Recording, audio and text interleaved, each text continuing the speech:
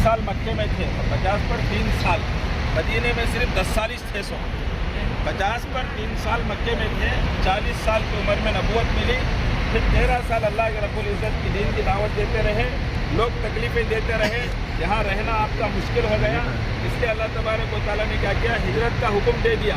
अल्लाह के नबी सल्लल्लाहु अलैहि वसल्लम जो है हज़रत अबू बकर सिद्दीक़ रज़ियल्लाहु अन्हु को लेकर के, मदीने का रास्ता ये नहीं है, मदीने का रास्ता दूसरा है, लेकिन काफिरा उनका पीछा करती बोलकर अल्लाह के नबी सल्लल्लाहु अलैहि वसल्लम जो है इस रास्ते से आए। उनकी एक तदबीर, उनका एक प्लान था कि अगर मदीने के रास्ते में हमें चले गए तो हो सकता काफिरा हमारा पीछा कर को ताक़ुब कर को हम ना तकलीफ़ देंगे बोल कर के क्या करें, अल्लाह के नबी सल्लल्लाहु अलैहि वसल्लम वो रास्ता छोड़कर दूसरे रास्ते से आए। इस पहाड़ के ऊपर आकर के अंदर एक गार है, सबसे ये पूरे मक्के के पहाड़ों में सबसे ऊंचे 2 पहाड़ हैं, एक गारे सोर, एक गारे हिरा। ये गारे सोर सबसे ऊंचा पहाड़, कितने की फिट ये है, ऊपर तक कितने की फिट है, तकरीबन 4 किलोमीटर है। और इस पहाड़ पर जाने के लिए अल्लाह के नबी सल्लल्लाहु अलैहि वसल्लम को हज़रत अबू बकर सिद्दीक़ रज़ियल्लाहु अन्हु कांधे पर बिठाकर, इस पर खुद अकेले चलना मुश्किल है, लेकिन इसीलिए अल्लाह के नबी सल्लल्लाहु अलैहि वसल्लम बोले कि सबका एहसान का हक़ मैं अदा कर दिया हूँ सिवाय अबू बकर के।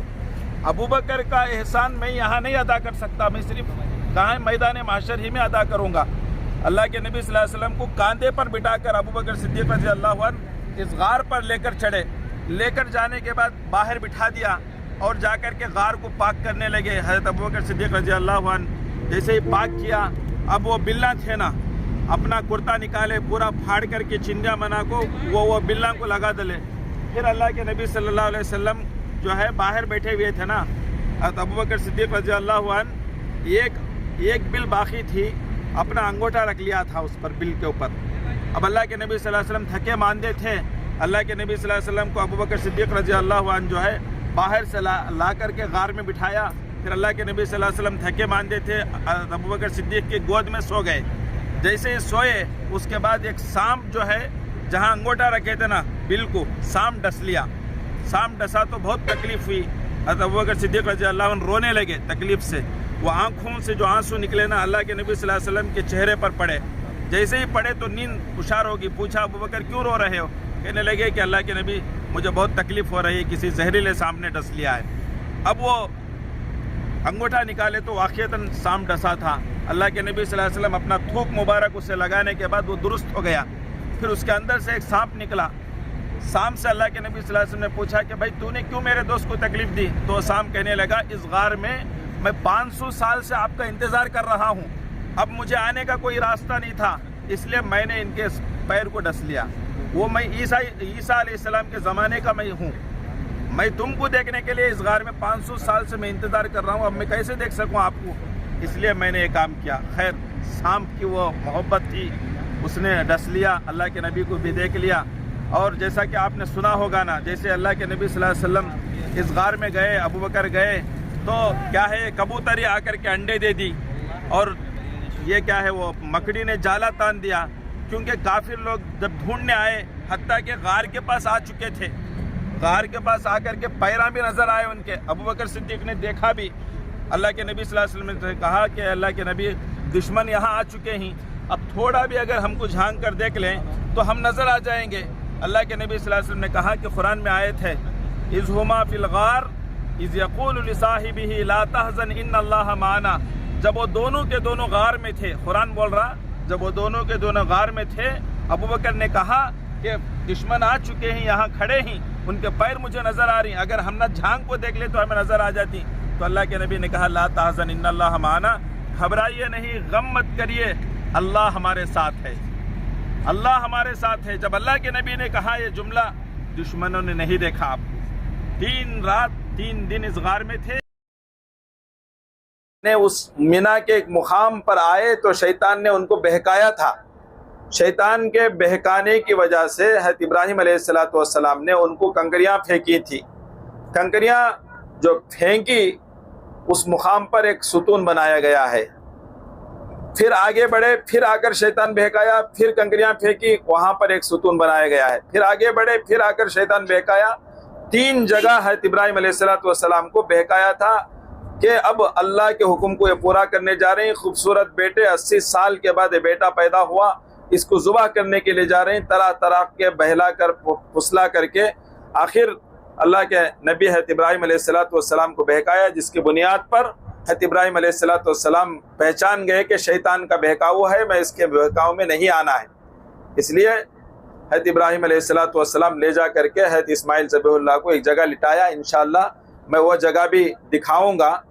हम इस मरतबा हज को आए थे, माशाअल्लाह उसके करीब ही में थे, हम चलते चलते देखते हुए गए। अब बस में देखेंगे इंशाअल्लाह, आपको दिखाऊंगा मैं जहाँ इस्माइल ज़बीहुल्लाह को लिटा करके ज़ुबा करने के लिए गए थे। खैर, जहाँ कंकरियाँ हज़रत इब्राहीम अलैहिस्सलाम ने मारी थी उसको कहते हैं जमरात। ये राइट साइड में देखो, ये यहाँ की यूनिवर्सिटी है उम्मुल खुरा बोलकर, मक्कतुल मुकर्रमा की यूनिवर्सिटी, जामिया उम्मुल खुरा यहाँ की यूनिवर्सिटी है।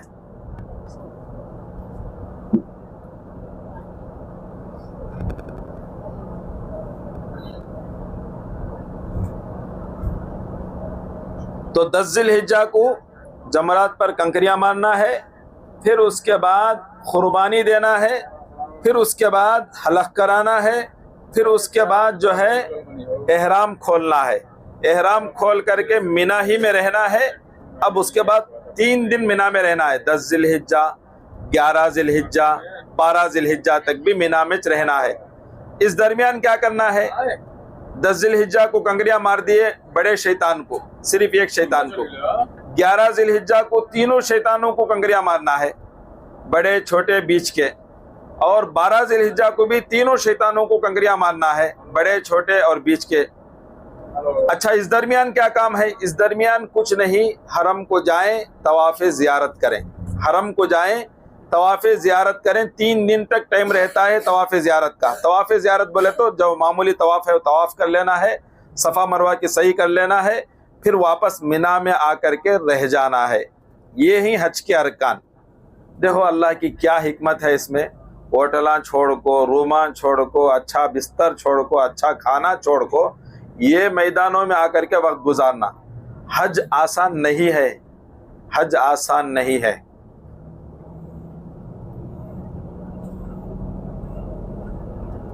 आपको ये पीले बोर्ड नजर आ रही, देखो वहां बोर्डा डाल को ही बिदाया अरफात बोल करके आपको राइट साइड में नजर आ रहा है एक येलो बोर्ड, उसमें डालकर ही स्टार्ट अरफात बोलकर, यहां से अरफात का मैदान स्टार्ट बोलकर, यही है अरफात के मैदान में हम दाखिल हो चुके हैं। अल्लाह रब्बुल इज़्ज़त हम सबको हज के सफ़र में इन मैदानों में आने की तौफीक अता फरमाए। अब हम आए हैं यहाँ, अब क्या भी काम नहीं है। अल्लाह ने जब हुक्म फरमाया उसी वक्त आने पर काम है, उसी वक्त सवाब है, उसी वक्त हज है। हज का मंजर ही अजीब रहता है। और हज के दिनों में जिसके पास हज का वीज़ा है वही यहाँ आना है। बाजू कान की मेरा घर है, बाजू कान की मेरी मस्जिद है, बाजू मेरी यूनिवर्सिटी है, मैं आ सकता हूँ, ऐसा नहीं आ सकते। यहाँ कानून सख्त है, पुलिस का बंदोबस्त सख्त रहता है। जिसके पास हज का वीज़ा होता है वही आना है। अब देखो मक्कतुल मुकर्रमा शहर में कितने लोग हैं यहाँ के शहरी, उन्हों भी नहीं आ सकते। उन्हों भी हुकूमत की इजाज़त लेकर, उसके रियाला बन को उसका पेपर लेकर आना इस मैदान में। बोर्ड डाले ही, देखो यहाँ से वो अरफात स्टार्ट भी डाले ही, बद एंड अरफात भी डाले ही। अरफात के मैदान में एक मस्जिद है, मस्जिद निमरा। मस्जिद निमरा वो साल भर में एक ही मर्तबा वहाँ नमाज होती है, साल में एक ही मर्तबा, वो भी अरफात के दिन ज़ोहर और असर दोनों ही नमाजें वहाँ पढ़ी जाती हैं मस्जिद निमरा में। वो मस्जिद इतनी बड़ी है, इतनी बड़ी है, सिर्फ साल में एक मर्तबा खुलती है। मीनारे नजर आ रही हैं, तो इधर तकरीबन 10 लाख का मजमा उसमें नमाज पढ़ सकता है।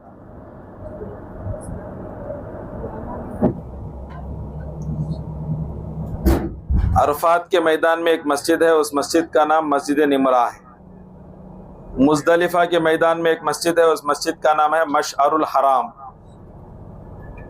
मीना में एक मस्जिद है, उस मस्जिद का नाम है मस्जिद खैफ।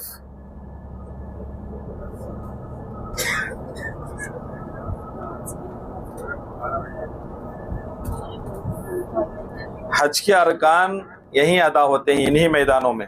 जैसा कि मैंने मुख्तसरन कहा,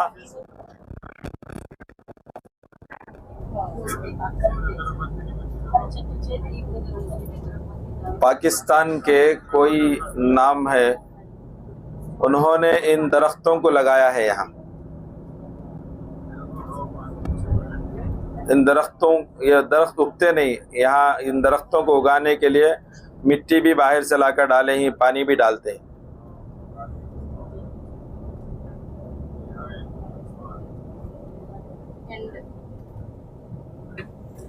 और मस्जिद मिना जो है, निमरा मस्जिद, अरफात के मैदान में आदि है, पौनी अरफात के मैदान में है, पौ अरफात के मैदान से बाहर है।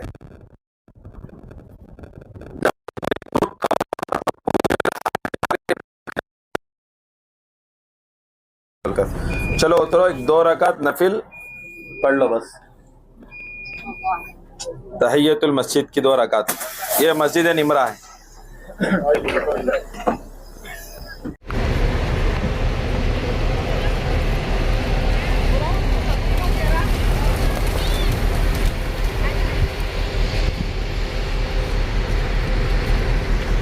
फिर भी देख लें, देखो मस्जिद निमरा, बोर्ड वगैरह नहीं डालते।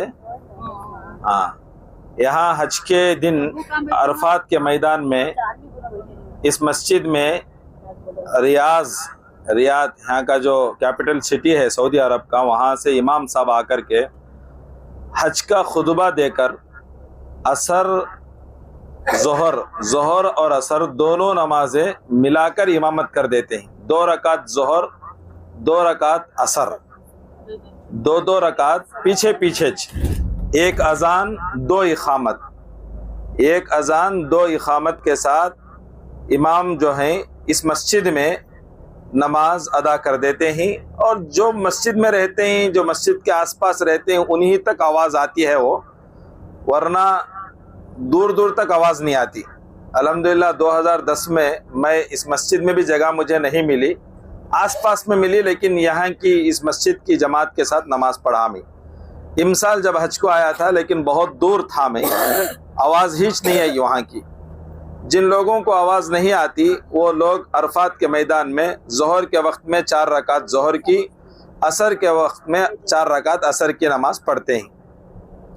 ये पूरा अरफात का मैदान है, पूरा भी।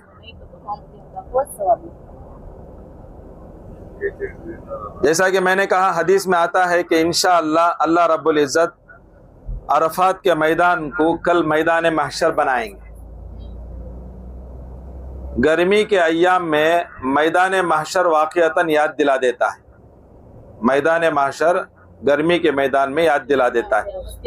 और हज का जो है, हज का एक बड़ा रुकन है ये, अरफात के मैदान की हाज़िरी। सिर्फ अरफात के मैदान में आकर के हाज़िरी देना ये बड़ा रुकन है हज का। कोई हाजी अपने मुल्क से एहराम बांध करके हज को आए, अरफात के मैदान को नहीं आया बोले तो उसका हज्जिज नहीं हुआ। जैसा कि मैंने कहा था ना, उम्रे में 2 फ़र्ज़ 2 वाजिब, एक एहराम बांध कर आना, दूसरा तवाफ़े बैतुल्लाह करना 2 फ़र्ज़, 2 वाजिब, सफ़ा मरवा की सही करना, हलक़ कराना 2 वाजिब हैं। ऐसा जो है हज में भी कुछ फ़र्ज़ हैं, कुछ वाजिब हैं। हज में 3 फ़र्ज़ हैं, एक जो है एहराम बांध कर आना, दूसरा अरफात के मैदान की हाज़िरी देना, और तीसरा तवाफ़े ज़ियारत करना। ये फ़र्ज़ हैं ये।